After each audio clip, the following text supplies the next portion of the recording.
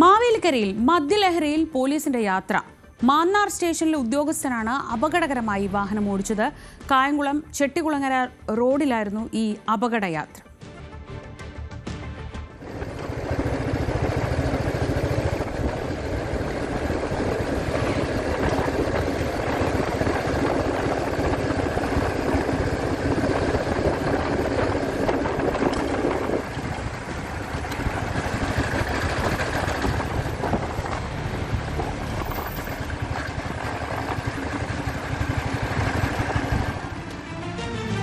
വിഷയത്തിൽ ആലപ്പുഴ ജില്ലാ പോലീസ് മേധാവി ചെങ്ങന്നൂർ ഡിവൈഎസ്പിയോട് റിപ്പോർട്ട് തേടി.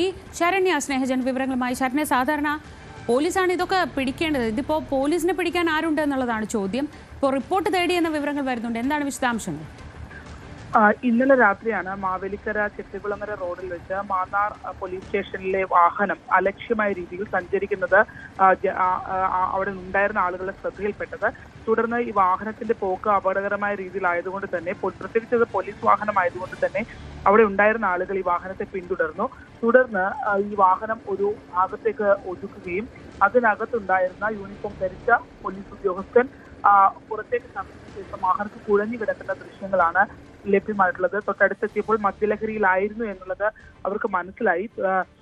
ഈ മാന്നാർ എസ്.എച്ച്.ഒയെ കായംകുളത്ത് വീട്ടിലാക്കിയ ശേഷം മടങ്ങിപ്പോയ വാഹനമാണ് ഈ രീതിയിൽ പോയത് എന്നുള്ളതാണ് നമുക്ക് അറിയാൻ കഴിഞ്ഞിട്ടുള്ളത്. ഒപ്പം തന്നെ മാന്നാർ പോലീസ് സ്റ്റേഷനിലെ ഡ്രൈവറാണ് ഈ വാഹനം ഓടിച്ചിരുന്നത് എന്നുള്ള സ്ഥിരീകരണത്തിലേക്കും കാര്യങ്ങൾ എത്തുന്നുണ്ട്. ഇത് മദ്യലഹരിയിലാണ് എന്നുള്ള വിവരം നാട്ടുകാർ പങ്കുവച്ചിട്ടും പോലീസ് ഇയാളെ മറ്റ് മെഡിക്കൽ പരിശോധനകൾക്കോ കാര്യങ്ങൾക്കോ കൊണ്ടുപോകാതെ വാഹനം മാറ്റുകയായിരുന്നു എന്നുള്ളതുള്ള ആരോപണങ്ങളൊക്കെ ഉയർന്നിട്ടുണ്ട്. ഈ സംഭവത്തിലാണ് ഇപ്പോൾ ജില്ലാ പോലീസ് മേധാവി മോഹനചന്ദ്രൻ റിപ്പോർട്ട് തേടിയിട്ടുള്ളത്. ചെങ്ങന്നൂർ ഡിവൈഎസ്പി വിനുകുമാറിനോടാണ് ഈ വിഷയത്തിനകത്ത് റിപ്പോർട്ട് നൽകാനായി ആവശ്യപ്പെട്ടിട്ടുള്ളത് എന്നുള്ളതാണ് ഇപ്പോൾ നമുക്ക് അറിയാൻ കഴിഞ്ഞിട്ടുള്ളത്.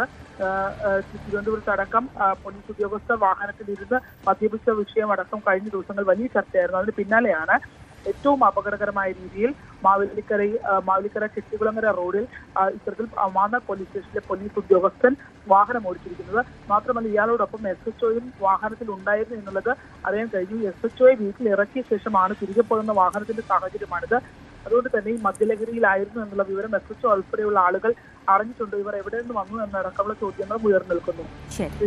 ശരണ്യ സ്നേഹജനാണ് വിവരങ്ങൾ നൽകിയത് ആലപ്പുഴയിൽ നിന്ന്.